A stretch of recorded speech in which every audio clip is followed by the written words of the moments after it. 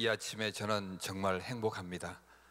한 시대를 이끌어가는 세계 선교라는 하나님의 놀라운 플랜 속에서 이 시대에 하나님의 교회의 선교적 교회로 리딩하는 이 은혜 한인 교회에서 여러분과 함께 예배할 수 있는 것은 저 개인적으로는 무한한 영광으로 생각합니다. 특별히 이번에 저희는 하나님의 살아계심과 주님의 기적을 선교사 대회와 선교대회에서 경험했습니다. 그렇습니다. 우리 주님이 역사하시는 곳에는 날마다 우리 삶 가운데 기적을 체험하게 됩니다.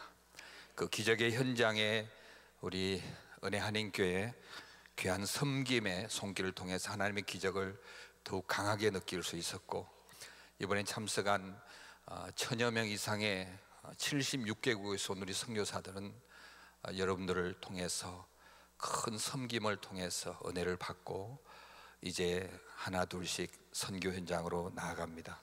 무엇보다도 이번에 하나님의 놀라운 계획 가운데 거의 30년간 시카고에서 역사하셨던 한인 선교대회를 이번에 남가주로 옮기시고 그 대회장으로 우리 한기용 목사님 세워주셔서 정말 하나님의 기적을 체험하는 놀라운 승리의 선교 대 페스티벌을 주님께서 직접 지는주 지휘하셨음을 바라보고 이 아침에도 주님께 영광을 돌리며 또 섬겨주신 우리 은혜 한인교회 성도님들께 진심으로 감사드립니다.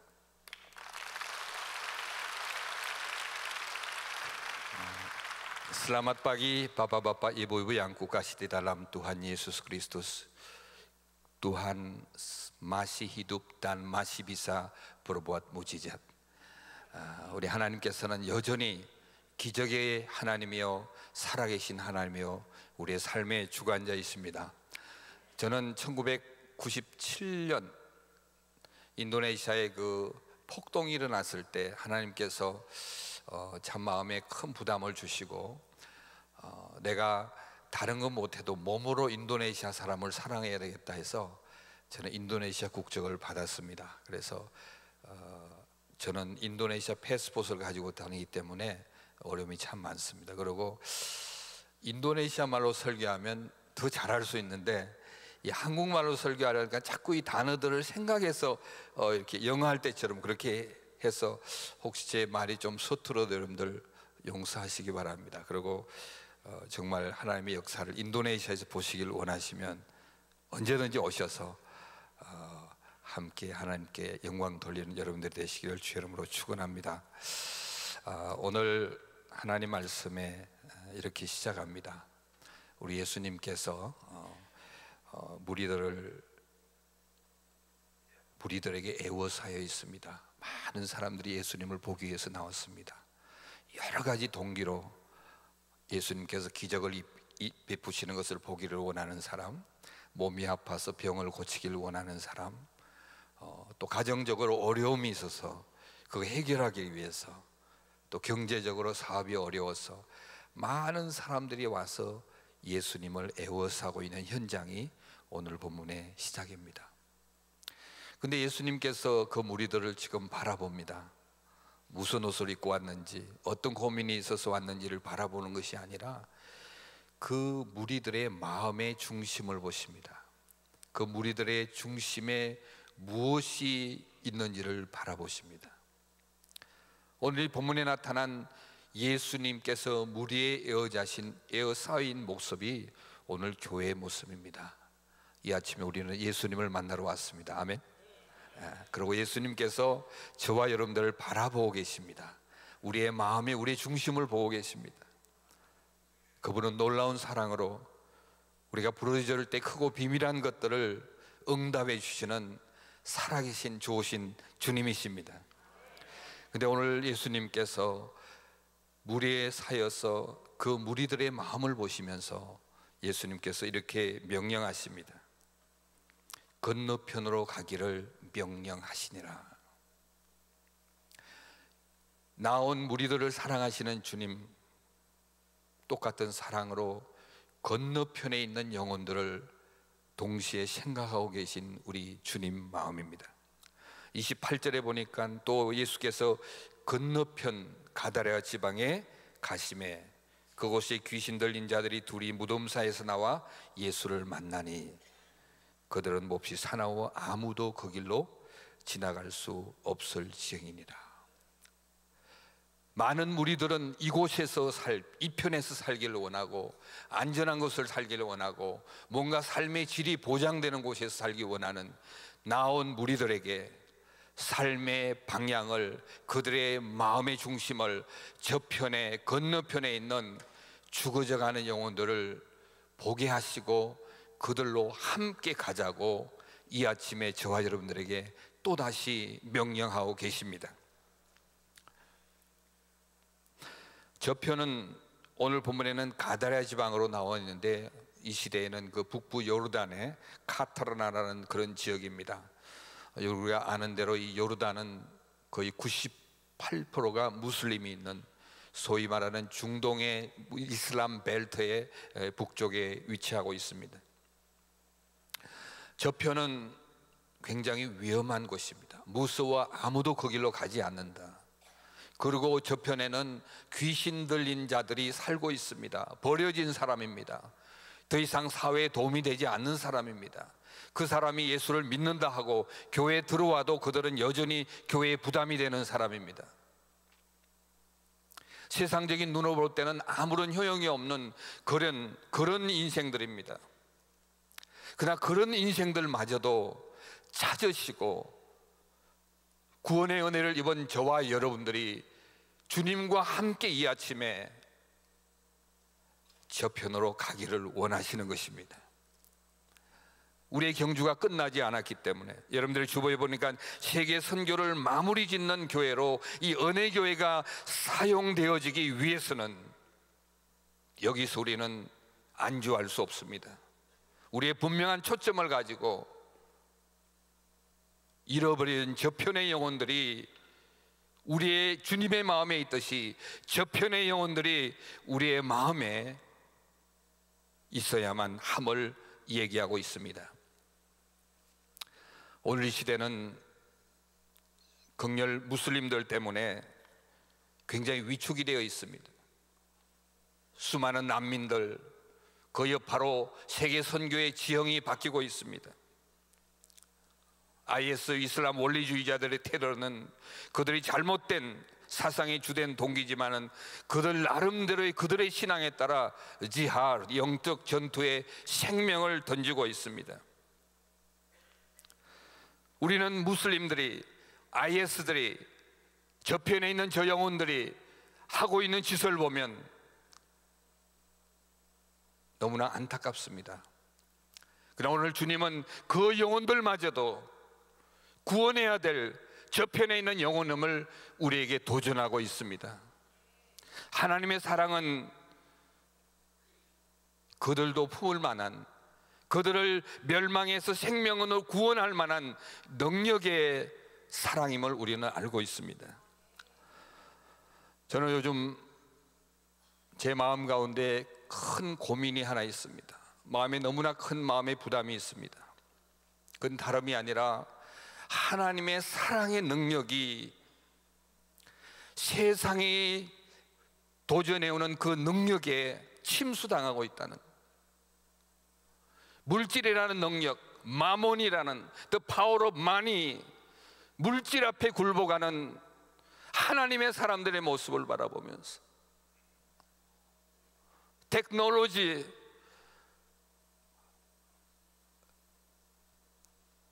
과학의 문명의 힘 앞에 굴복하는 하나님의 사람들의 그 하나님의 사랑이 패배하는 모습들을 바라보면서 마치 그것이 영원한 것을, 영원한 행복을 가져줄 것처럼 이 편에서 세상이 주는 그 힘과 능력과 행복에 도전받고 있는 하나님의 사람들의 하나님의 능력이 잠식되어가는 오늘 이 시대를 바라보면서 실용주의와 자본주의와 개인주의와 이 물질주의에 사로잡혀 있는 하나님의 사람들의 넘어짐을 선교 현장의 한 사람으로 너무나 마음 아파합니다.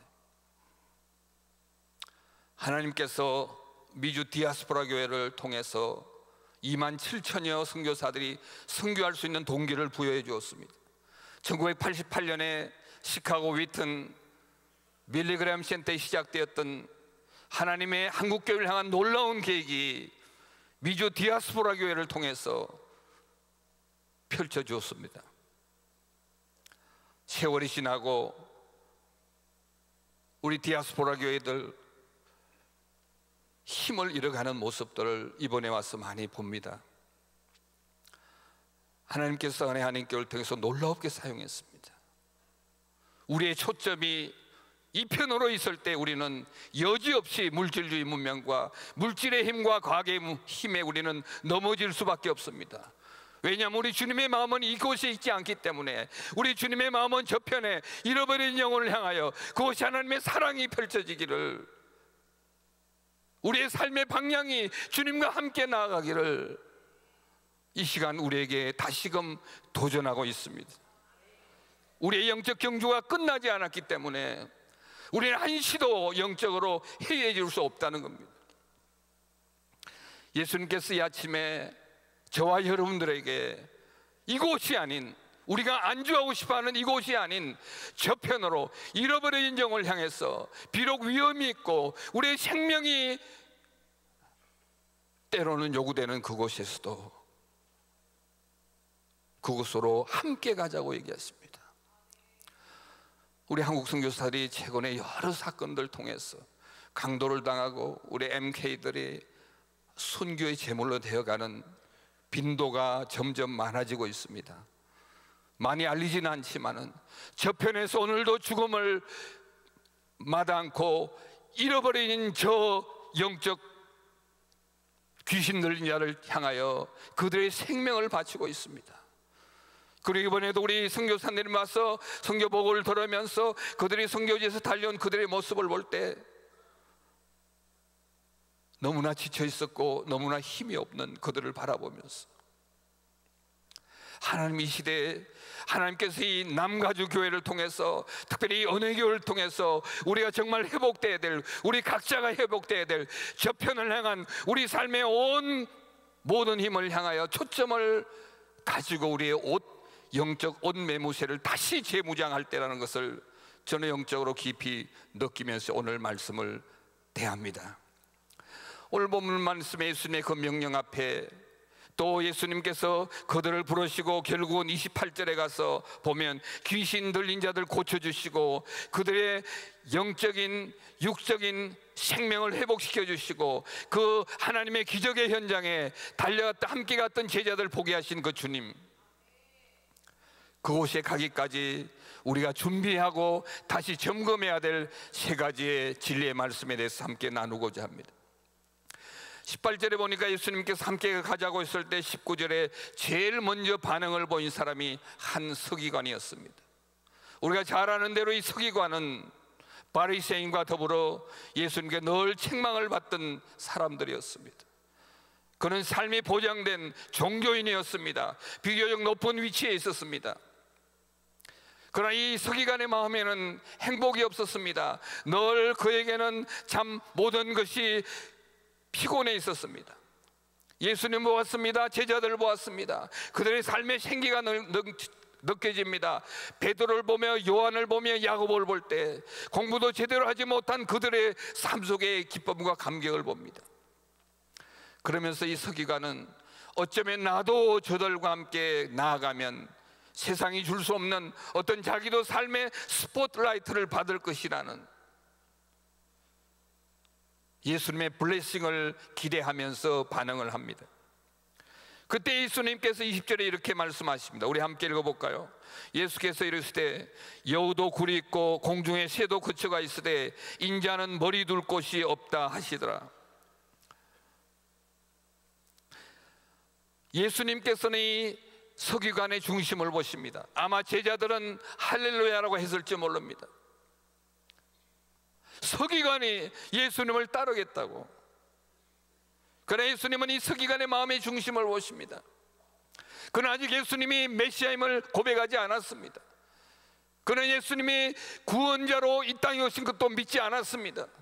그냥 예수님을 팔로우하고 싶은 무리로서 선생이여 나도 따르겠다고 했습니다. 그때 예수님은 저편으로 건너가기 위해서 우리가 준비해야 될 고난과 희생과 심지어는 십자가의 생명까지 넣어야 될 희생에 대해 얘기하고 있습니다. 너가 정녕 나를 따라오려고 하느냐? 나와 함께 저편으로 가려고 하느냐?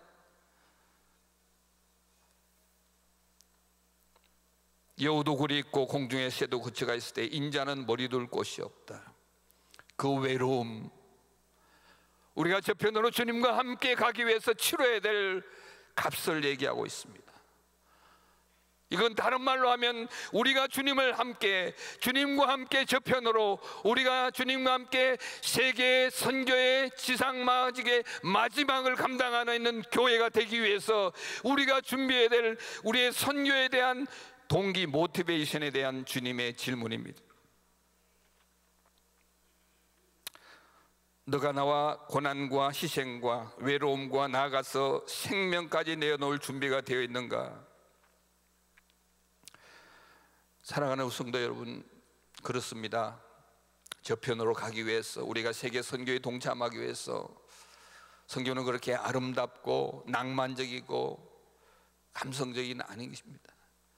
우리를 드리는 희생과 하나님의 사랑, 내가 경험한, 내가 느낀 하나님의 사랑, 그 놀라운 사랑을 나누지 못하면 견딜 수가 없어서 내 가슴 속에 북받쳐 오르는 그 하나님의 사랑이 흘러서 예루살렘과 온 유대와 사마리아 땅끝까지 가는 것이 저는 선교라고 합니다. 그 사랑의 능력이 죽음을 향하여 달려가는 그들을 살려내는 복음의 편지가 저는 선교사라고 합니다. 우리가 주님을 사랑하는 그 사랑은 주님을 향한 헌신과 희생의 지수로 나타납니다. 우리의 신앙의 성숙도는 내가 얼마나 주님을 위해서 희생을 할 수 있는가, 내가 주님을 위해서 얼마나 내가 고난을 함께, 그리스도의 십자가와 함께 고난을 받는가는 내 고난의 지수가 내 삶 가운데 그리스도 때문에 당하는 불편함과 고난이 없다면 우리의 신앙의 성숙도는 다시 한번 주님의 말씀 앞에서 점검해 보아야 합니다. 하나님의 사랑에 강권받았어. 저는 원래 불교 가정에서 태어났습니다. 비교적 부유한 가정에서 아주 스포일되게 자랐습니다. 하고 싶은 걸 다 했습니다. 꿈도 많았습니다. 대학의 건축을 공부하면서 나름대로 멋진 그림을 그렸습니다. 내가 세계적인 건축가가 되어서 아프리카 가서 교회도 지어주고 대학 교수하는 그런 멋진 앰비션이 있었습니다. 교통사고로 인해 죽음을 경험하면서 죽음 앞에서 하나님께, 하나님, 그것은 하나님의 꿈이 아니라 나의 꿈이었습니다.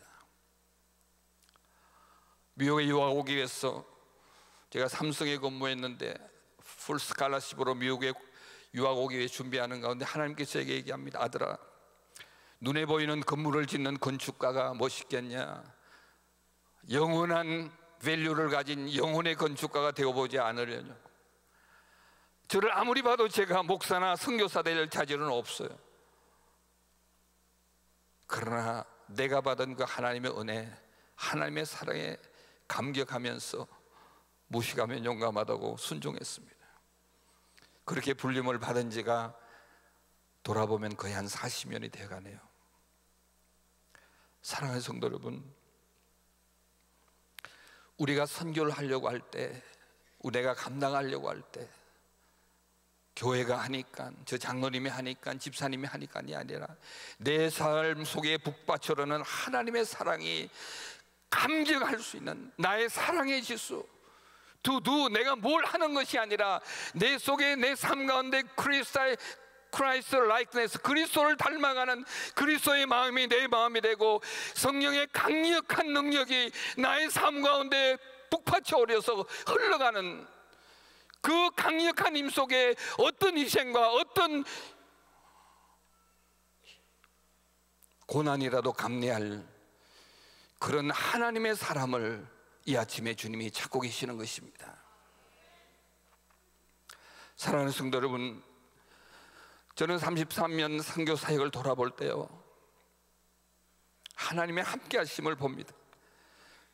저를 선교사로 불러주시고 선교지에서 훈련을 시키시고 선교사 인도네시아 전체를 보게 하시고 또 구체적으로 인도네시아에서 할 일을 보여주시고 전략적으로 저희들을 사용하시고 이제는 확장해서 인도네시아 현지 리더십에 이양하게 하시고 인도네시아 교회가 앞으로 무슬림 나라에 선교하는 종주국으로 준비시키는 그 일에 저를 사용하시고, 저는 여전히 주님의 심부름꾼으로서 제가 늘 지키는 것은 그 하나님의 사랑이 내 가슴에 식지 않도록 하는 것입니다. 내가 무엇을 하는 것이 중요한 것이 아니라, 누군가 이렇게 물어요. 선교사님, 선교제 제일 어려울 때가 언제였느냐고. 무슬림에게 죽음 앞에서 돌멩이를 맞고 이렇게 순교하고 나는 그런 순간이 아니었습니다. 그때는 오히려 힘이 있었습니다. 내가 선교제 제일 힘들 때는 내 마음에 하나님의 사랑이 메말라져 버렸을 때, 내 가슴 속에 하나님 주시는 그 첫사랑이 잊혀질 때.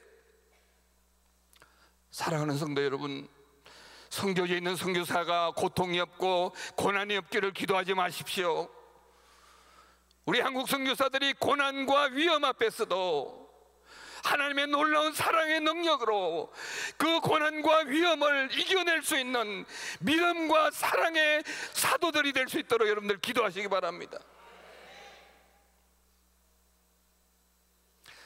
우리 주님은 주님의 마음을 가진 사람들만 사용하십니다. 안타까운 것은 한국 선교사가 많아지니까 무늬만 있는 선교사들이 가끔 발견됩니다. 너무나 아픈 마음입니다. 한국교회 목사들이 난도질을 합니다. 선교 그만해야 되겠다, 선교사들 때문에 교회가 망쳐진다, 별별 소리들이 나오고 있습니다. 그러나 여전히 대다수의 선교사들은 하나님의 사랑, 그 하나님의 사랑을 굶주려서 그 하나님의 사랑의 능력의 사도들이 되기로 몸부림을 치고 있습니다. 저는 이번에 은혜 한인교회에서 선교사들을 섬겨주시는 그 희생과 사랑에 대해서 저는 많은 눈물을 흘렸습니다.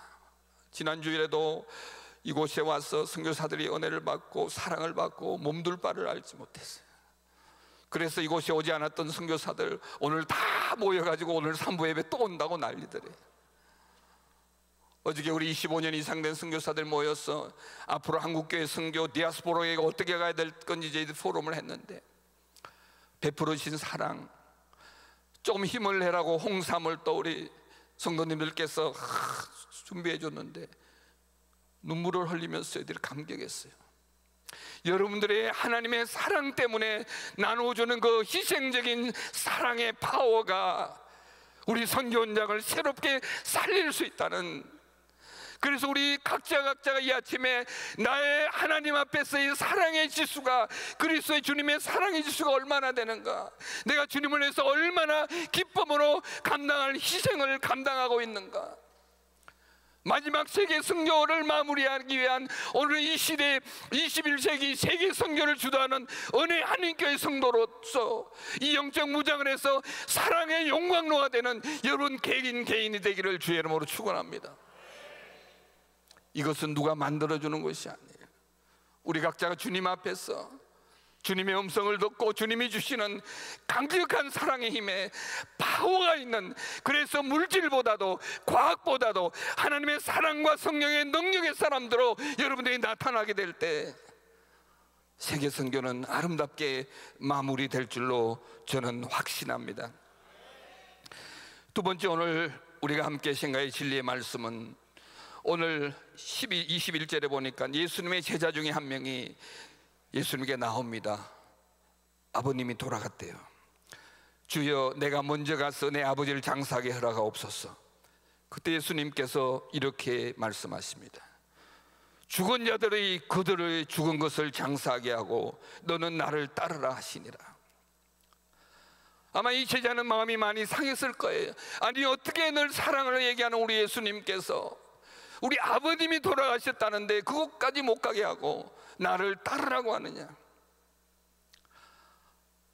어떻게 보면 세상적인 도덕성까지도 뛰어넘는 주님의 얼전시, 이 시대의 그 긴급성을 얘기하고 있습니다. 아버님은 돌아가셨습니다. 모든 것이 끝나버렸습니다. 그러나 아직도 인생이 끝나지 않고 죽음을 향하여 질주하는 수많은 영혼들이 있고 수많은 귀신 들린 자들이 있기 때문에 주어진 기회를 최대한 활용하기 위해서 빨리 달려가야 되는 것입니다. 삶의 프라이어리티 문제입니다. 오늘 21세기 선교의 키워드는 opportunity입니다. 기회입니다. 열려져 있을 때 우리가 최선을 다해서 그곳에 잃어버린 영혼을 찾아야 합니다. 여러 나라들의 문이 닫히고 있습니다. 인디아에도 지금 선교의 문이 닫히고 있습니다. 서남아시아 여러 나라들도 문이 닫히고 있습니다. 열려 있을 때 나의 삶의 우선순위가 주님의 마음에 합당한 우선순위. 하나님이 세상을 이처럼 사랑하사 독생자를 주셨으니 이는 저를 믿는 자마다 멸망치 않고 영생을 얻게 하려는 우리 하나님 아버지의 소원이 저와 여러분들의 소원이 되게 될 때 우리의 삶에 놀라운 기적이 일어날 줄 저는 믿습니다. 예수님께서는 우리에게 무리한 것 부탁하지 않아요. 마태복음 6장 33절에 너희는 먼저 그의 나라와 그의 의를 구하라. 그리하면 이 모든 것 위에 우리 예수님께서 책임을 개런티를 해주겠다는 거예요. 하나님의 언약의 말씀은 늘 하나님의 역할과 하나님의 자녀들의 역할이 나누어집니다. 하나님 혼자 다 하시지 않아요. 그런데 쉬운 것을 우리에게 맡겨요. 자녀로서 우리가 해야 될 첫 번째 자세가 너희는 먼저 그의 나라와 그의 의를 구하라. 우리의 삶의 프라이어리티예요. 우선순위예요. 그렇게 하는 것이 우리의 의무예요. 그렇게 하게 될 때 이 모든 것을 책임져 주시는 살아계신 하나님이십니다. 저는 선교 현장에서 너무 그걸 깊이 체험합니다. 문제는 나의 삶에 있어서 삶의 우선순위가 뭔가? 선교사님 조금만 기다려요. 우리 아이들 대학만 들어가면요. 조금만 기다려요. 우리 아이들 결혼만 하면요. 조금만 기다려요. 우리 손주 조금만 자라면요. 그러면서 우리의 인생은 흘러갑니다. 이 아침에 주님이 저와 여러분들에게 묻고 있습니다. 아들아, 딸아, 솔직하게 너의 삶의 우선순위는 뭐냐? 지금 무엇을 생각하고 있습니까? 주님의 마음이 내 마음이 되지 않는다면 우리가 무엇을 해도 주님을 기뻐지게 할 수 없습니다. 주님의 마음이 내 마음이 될 때 우리의 삶의 현장에서 기적을 체험하게 될 것입니다. 저는 세 자녀들이 선교지에서 어렵게 자랐어요. 저희 막내는 태어날 때 너무 힘들어서 제가 이름을 욥이라고 지었습니다. 학교 다니다가 선생님이 쫓겨왔습니다. 아이가 귀에 이상이 있다고 하도 학교에서 개구장이를 하니까 한국말도 안 되고 인도네시아 말도 안 되고 영어도 안 되고 자바 말도 안 되니까 그냥 개판을 놓는 거예요. 그런 아이를 하나님께서 변화시켜서 예일 대학교에 들어갔습니다. 에세이를 쓰면서 이렇게 썼더라고요. 나는 처음에는 원망했다. 우리 엄마 아빠는 세상적으로 살아도 굉장히 잘 살 사람인데 왜 인도네시아 왔는지 나는 원망했다. 나는 인도네시아에 태어났다. 내 이름이 욥처럼 나는 많은 고난을 겪었다. 그러나 내가 주님을 만났다. 내가 예일 대학에 입학만 시켜주면 내가 앞으로 위대한 하나님의 사람이 되겠다. 우연히 제가 예일 대학 가서 그 사정했던 교수를 만났더니 그거 보여주더라고요. 제가 봤어요. 아이들 위해서 $1도 제가 도와준 적이 없어요. 너희는 먼저 그의 나라와 그의 의를 구했더니 하나님께 세워주셨어요. 그 아들만이 아니에요. 그 형은 어릴 때부터 선교사로 되고 싶어 했어요. 목사가 되고 싶어 했어요. 버클리 다니면서 학교에서 선교운동을 일으켰어요. 친구들에게 $1 점심 먹지 않고 모아가지고 인도네시아 선교를 보냈던 친구예요. 엄마가 믿음이 없어서 목사는 하지 말고 의사가 되어서 의료 선교사 하라고. 또 착해서 순종해서 지금 보스턴에서 의사하고 있습니다. 롬만 갚으면 빨리 인도네시아 올 거예요. 저는 하나님의 살아계심을 이번 대회에서도 체험했어요. 하나님의 기적은 나의 삶의 우선순위가 주님께 향해 있을 때 날마다 순간마다 기적을 경험하지 못하는 것이 기적입니다, 여러분들. 그리고 우리 아들은 욥기 42장까지 띄워버렸어요. 내가 이제 눈으로 귀로 듣는 것이 아니라 눈으로 보는 살아있는 신앙.